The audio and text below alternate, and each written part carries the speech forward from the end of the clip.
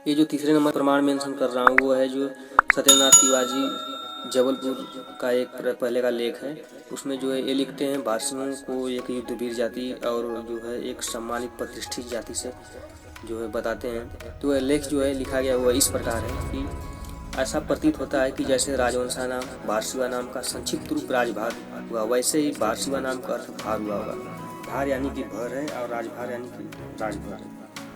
भर जाति प्रतिष्ठित क्षत्रिय जाति थी, इसलिए इस जाति का उल्लेख राठौर, सोलंकी, कछवाहा, परिहार, चंदेल, तोमर, गहलोत, चौहान आदि राजवंशों के साथ किया। ये जितने भी हैं राठौर, सोलंकी, कछवाहा, ये जो है राजपूतों की रॉयल शाखाएं हैं, 36 रॉयल के अंतर्गत आती हैं। इनकी जो तुलना जो है भर क्षत्रियों से, भर जाति के लोगों से, प्रतिष्ठित जाति से यहाँ पे की गई है। अनेक इतिहासकारों ने भार क्षत्रियों की नागवंश से राजपूतों की उत्पत्ति मानी। ऐसा ही लिखते हैं आगे कि अनेक इतिहासकार मानते हैं कि भार क्षत्रियों से अनेक राजपूतों की उत्पत्ति मानी गई है। और आगे लिखते क्या हैं कि भार वंश का उल्लेख डॉक्टर राम कुमार ने हिंदी साहित्य के आलोचनात्मक इतिहास में लिखा है कि रुहेलखंड व उत्तरी अवध इन राजाओं के अधिकार में था। किसी एक पर्टिकुलर रीजन के में इनकी सत्ता नहीं थी। ये जो अवध के आसपास से लेकर और मध्य प्रदेश तक इनकी फैली हुई थी सत्ता।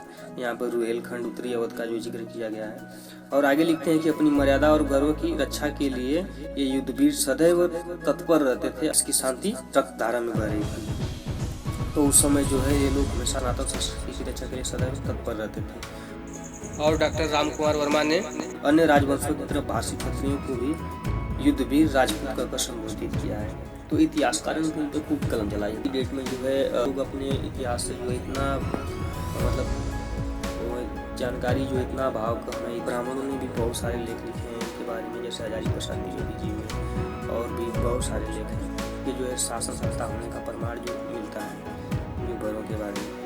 क्षत्रियों के बारे में जो कलयुग में जो लिखा गया है कि क्षत्रिय लोकगीतों के माध्यम से कि कलयुग में क्षत्रियों का क्या रूपरेखा होगा, वह इस प्रकार लिखी भविष्यवाणी हुई है कि क्षत्रिय होकर रण से बधी है, शुद्ध ही राज चलावेगा।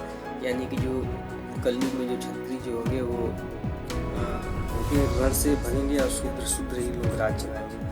और जो है क्षत्रियों की वीरता का, शौर्य और गाथा का उल्लेख जो है अल्लाह का आधार जो माना गया है। और कायर का जीवन तो मृत्यु से भी बुरा है। आज की डेट में जो है भर राजपूत समाज के जो है 1962 में सम्मेलन किया गया था, जबलपुर में भी किया गया था, बनारस में भी किया गया था।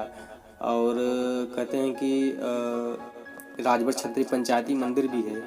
लेकिन फिर भी जो है कई सारे संगठन बने बीच में, बहुत पहले तमाम तरह के संगठन बने, लेकिन किसी ने ऐसा जो है अभी तक अपने मंच पे चढ़कर नहीं बोला। लेकिन जब से बहुजन समाज पार्टी के साथ रहने लगे तो इनका थोड़ा इतिहास का बहुत ज़्यादा इनका ह्रास हुआ, क्योंकि भराजा बिरली, भराजा लाखन जो है इन भरों के हाथ से छूटते गए।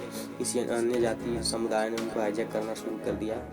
तो क्योंकि आप अपने असली इतिहास को, वास्तविक इतिहास को नहीं जानोगे तो लोग जो है धीरे धीरे हड़पते चले गए आपके इतिहास को। आपकी सत्ताएं उनमें थी, फिर भी जो है भारतीय वंश को जो है अलग अलग श्रेणी में, अलग अलग कालखंडों में इन्हें अलग अलग चीज़ों से नवाजा। क्योंकि कर्म सबसे बड़ा कर्म महान होता है, क्योंकि कर्म के आधार पे ही इन्हें माना गया। क्योंकि वाकाटक और ब्राह्मण भारतीय जब थे मध्य प्रदेश के बुंदेलखंड के आसपास, तो उस समय जो एक ही संघ के लोग थे। और भारतीय जो खुद जनेऊ धारण करते थे और वैदिक ज्ञान इन लोगों के पास था, और हिंदू संस्कृति की रक्षा के लिए सदैव तत्पर रहते थे। क्योंकि यही नहीं, अन्य भी युद्धवीर जातियाँ थी जिन्होंने अपनी इस भारत धरा की रक्षा के लिए सदैव आगे आए, रणभूमि में अपने शस्त्र उठाए, तलवार उठाए और क्षत्रिय धर्म का इन्होंने पालन करा। तो आज की डेट में जो है अपनी पहचान के लिए जो है ये पूरा लड़ना पड़ रहा है इन्हें। जो भर जाति जो है भारतीयों से जिन्हें बताया गया, इनका प्रमाण मिलता है, जो अति प्राचीन क्षत्रिय कहा गया, जो 1800 साल पहले। जबकि राजपूत और ये सब जो संघ जो बने थे इस 9वीं सदी के बाद के जो बने हैं, ये टर्म आया है राजपूत यानी राजपुत्र। तो अपने जो इतिहास पे जो है भारतीय नागवंश के इतिहास पे जो है भर राजभर समाज को जो है गर्व करना चाहिए। और इनसे जो है बहुत सारी जो है सीख मिलनी चाहिए, उनके जो है इतिहास को बुलंद करना चाहिए। इसी के साथ अगर आज की वीडियो जो अच्छी लगी तो लाइक, कमेंट और शेयर ज़रूर करें। आपका बहुत बहुत धन्यवाद।